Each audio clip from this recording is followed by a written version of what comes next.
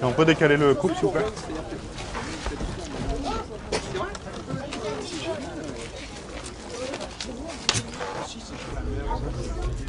Tiens, tu t'éloignes un peu que je vois si c'est pareil avec le...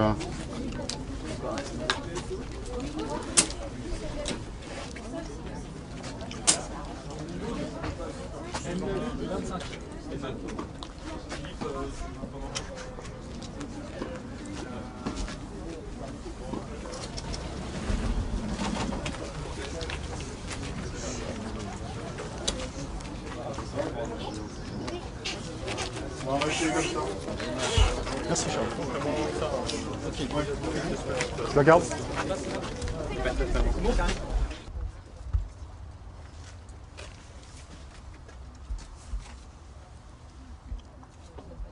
Allez, on y va? Ouais.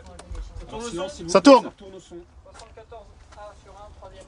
Ça tourne au son. Là. Action. Action.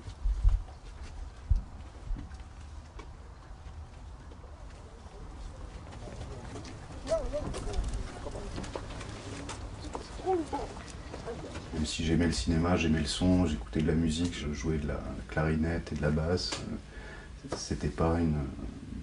Je pensais pas devenir ingénieur du son, quoi. Ma mère m'avait interdit formellement d'emmener ma guitare et ma basse à la fac. Donc c'est évidemment ce que j'ai fait.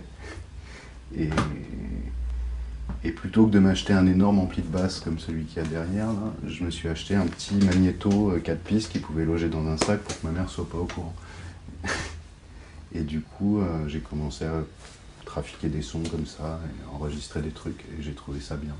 Puis après, voilà, après j'ai fait un peu de philo, j'ai fait une maîtrise de sciences de l'information, et puis j'ai tenté le concours de la FEMIS, je l'ai eu, donc j'ai fait la FEMIS, quoi. Et la FEMIS, d'une manière générale, c'est pas tellement une école théorique. Ce qui fait la faiblesse et la richesse de cette école, c'est qu'on essaye, on a du matos pour travailler correctement. Au moins, on apprend à faire du son en faisant des films, quoi. On travaille sur toutes les étapes de la prise de son jusqu'au mixage, bien sûr. Et c'est... Après, on se spécialise un peu. Il y en a qui veulent pas faire de prise de son, qui s'orientent plus vers le mixage, etc. Moi, je veux tout faire, donc j'ai essayé de tout faire. Quand on sort de la FEMIS et qu'on veut faire ce boulot, il y a deux voies qui s'offrent à tout le monde. Il y a la voie devenir stagiaire, second assistant, de gros ingés, aller sur des gros films pour plier des caps pendant plusieurs années, pour après ensuite devenir perchman et après éventuellement dans 15 ans devenir ingénieur du son. Auquel cas on bosse dans un système qui est plus riche et plus riche financièrement, j'entends. Et il y a la voie de faire soi-même et de... Moi, j'ai jamais voulu plier des câbles, j'ai jamais voulu être stagiaire et de toute façon, je suis beaucoup trop timide pour appeler les ingénieurs du son pour qu'ils me prennent. Donc, je l'ai pas fait. Donc, j'ai bossé énormément sur des courts-métrages, mais où au moins j'étais chef. On récupère le HF de la juge, le CMR... Bah... Si on remarque si on fait un master, par exemple, faut voir si c'est le CMR ou la deuxième perche. Et après on partage pour fait au fond. Ouais, ce sera plutôt la deuxième perche. Et le CMR pour les off. Ils vont pas jouer là. Je sais pas. Bah pour avoir le suivi de regard.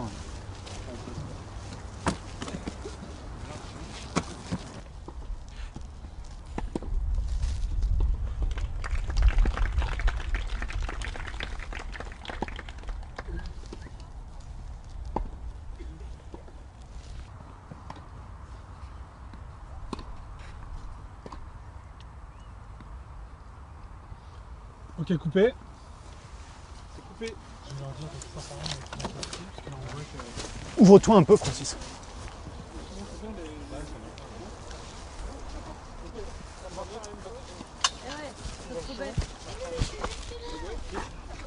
Ouais, quand t'étais comme ça, là, t'étais crispé, ça faisait bloum bloum bloum.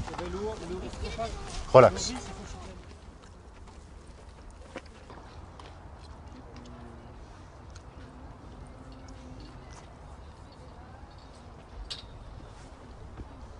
Mon boulot, c'est de me poser la question, quand on fait un plan ou quand on monte un plan, quand on est en mix, quand on fait du son, c'est de se dire qu'est-ce que je veux entendre dans ce plan. Donc qu'est-ce que le film raconte et qu'est-ce que le film a besoin d'entendre dans ce plan. Qu'est-ce qui est important. Et évidemment les dialogues c'est important bien sûr, mais moi quand on me dit ah ouais non, j'ai entendu les rushs là, c'est super, on comprend tout. Bah évidemment que tu comprends tout, je suis payé pour ça. Bien sûr que tu vas comprendre les dialogues, c'est la moindre des choses. Après, ce qu'il faut faire, et ce qui est difficile à faire parce que le son c'est très ténu et que les gens, même les réalisateurs, les producteurs avec qui on bosse, ils font pas forcément attention, c'est d'amener autre chose, de se dire, d'amener des ambiances, d'amener des bruits, d'amener de l'air, parce qu'on peut comprendre les dialogues avec un HF et puis aller à la table régie et se dire ok c'est super, mais une belle perche qui va permettre de se passer des HF, ce sera beaucoup plus joli. On comprendrait les dialogues de la même façon, mais ce sera plus joli, plus riche, plus vivant, plus ouvert. Et moi c'est ça mon boulot, c'est d'essayer de me battre pour que le film respire, quoi. Mais il faut arriver à comprendre la mise en scène, et quand même à dire au réalisateur ou à l'assistant, si on fait ça, tu vas au-devant de tel et tel problème. Après, s'il veut aller au-devant des problèmes, ben, d'accord, c'est son film, il fait ce qu'il veut. Hein, mais mon boulot, c'est de dire, t'es vraiment sûr que tu veux tourner la scène du pique-nique dans l'herbe au bord de cette autoroute? Parce que là, tu te rends bien compte s'il va y avoir plein de voitures quand même. Alors s'il n'y a pas pensé, qu'il fait ah ouais bon, faut s'inquiéter un peu sur la qualité du film, mais si après il dit oui mais c'est très bien, il faut essayer de lui dire mais il va y avoir des voitures, qu'est-ce que ça va raconter pour ton film? T'es vraiment sûr que tu veux mettre en scène comme ça? Parce que moi ça me semble pas être une bonne idée. Et si effectivement c'est une volonté de la mise en scène qui est des bagnoles derrière, ça peut raconter un truc, ça peut être très joli, hein, mais il faut que ce soit au service de la mise en scène. Et le son doit se mettre au service de la mise en scène, bien sûr. Mais et ça passe par la gestion du hors-champ. La tronçonneuse là, qui habite dehors, si on tournait une séquence intimiste de personnes qui s'avouent leur amour, ça raconterait un truc qui n'est pas forcément hyper... qui peut être intéressant, hein, mais il faut mettre le doigt dessus avec la mise en scène pour dire là, il va y avoir un problème. Ah oui, mais justement, moi, ça me raconte un truc. Ok, bah alors faisons-le. Très bien. Ok, moteur demandé. Alors sinon... On va peut-être attendre l'avion à... Tu peux dire aux filles qu'on attend l'avion. On attend... Ouais, bon, si elles veulent se reposer, on attend l'avion. On attend l'avion et on y va, ok?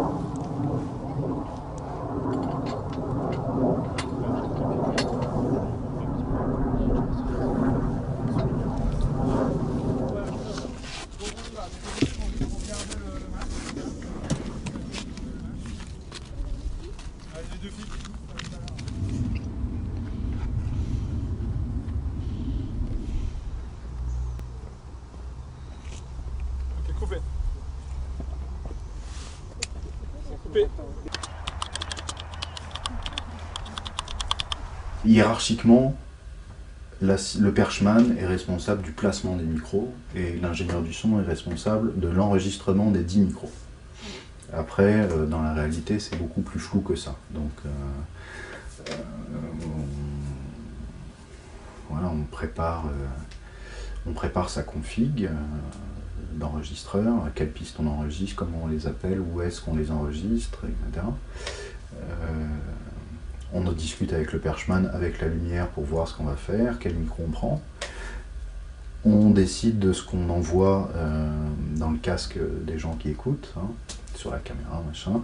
On gère tout ce qui est timecode, numéro de clap, on voit avec la script comment on découpe, donc selon comment on découpe, si on fait si on fait une séquence en plan séquence, on va pas la faire de la même façon que si on la découpe champ contre champ, master, etc. Parce qu'au niveau des raccords, c'est pas tout à fait pareil. On pose les HF sur les comédiens et roule les jeunesses. Sur un tournage, on travaille les uns à la suite des autres. C'est-à-dire qu'après, il faut quand même essayer de travailler en même temps, parce que sinon on perd beaucoup de temps, mais en gros, la déco travaille généralement avant, donc on arrive sur le... Voilà, mais elle a quand même des trucs à faire par rapport à l'image. Ensuite, la lumière s'installe, donc, et ensuite la caméra s'installe. Et généralement, quand on veut placer des micros en même temps que la lumière, il y a toujours un moment où il y aura un drapeau ou un projo à la place du micro qu'on a posé. Donc à la fois il faut attendre qu'ils aient fini et en même temps rester attentif et pas loin, tout en prenant pas trop de place sur le plateau, parce que sinon on est dans les pattes des gens qui travaillent, mais regarder ce qu'ils sont en train de faire, parce que ça va induire comment nous on va travailler après. Si la lumière est complètement en douche, ça va changer beaucoup de choses pour la perche que si elle est en réflexion, etc. Donc il faut à la fois attendre et en même temps rester attentif. Et ensuite aller vite, parce que enfin, aller le plus vite possible, parce que le son c'est ce qui se fait en dernier, donc c'est ce qu'on va attendre. Alors qu'on fait ça toute la journée, on n'aime pas attendre sur un plateau. Parce qu'on bosse pas en même temps, donc les gens vont être prêts et nous on va avoir des trucs à faire parce que justement les gens vont être prêts. Donc il faut à la fois anticiper pour pouvoir accéder et en même temps, voilà, c'est une certaine stratégie à trouver. Une fois qu'on a terminé, on a des trucs à faire et des trucs qu'on ne peut pas faire, des sons seuls, des ambiances raccords, des ambiances, etc. Des trucs où il faut le silence. Donc généralement tout le monde a envie de partir, tout le monde a envie de ranger, mais il faut quand même prendre 5 minutes pour le son. Donc là, il faut avoir suffisamment d'aplomb pour dire à l'équipe vous n'allez rien faire pendant 5 minutes, vous avez envie de rentrer, de ranger, mais moi j'ai des trucs à faire, donc vous vous asseyez et vous êtes sage, sinon ça va prendre plus de temps. Et il ne faut pas non plus être désagréable, mais il faut le faire avec c'est pas évident, ça. Et souvent, on lâche l'affaire parce que la journée a été longue, mais pourtant c'est quand même important. De faire une ambiance raccord, c'est important, voire essentiel. Donc c'est interdit de quitter un décor si on n'a pas fait au moins 1 minute d'ambiance raccord silencieuse. Et des fois c'est difficile à obtenir. On fait maintenant? Alors on va juste faire un son sol. Tu lui dis?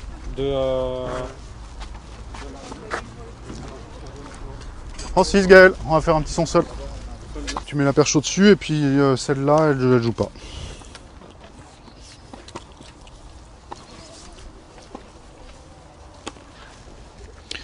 Pour la séquence 74B, le premier plan, on fait un son seul de la juge qui dit avantage millet plutôt qu'avantage dehors. Et je laisse tourner le nagra, même si ça ne sera pas forcément utile. Ça tourne! Bien le silence, s'il vous plaît! Silence, s'il vous plaît!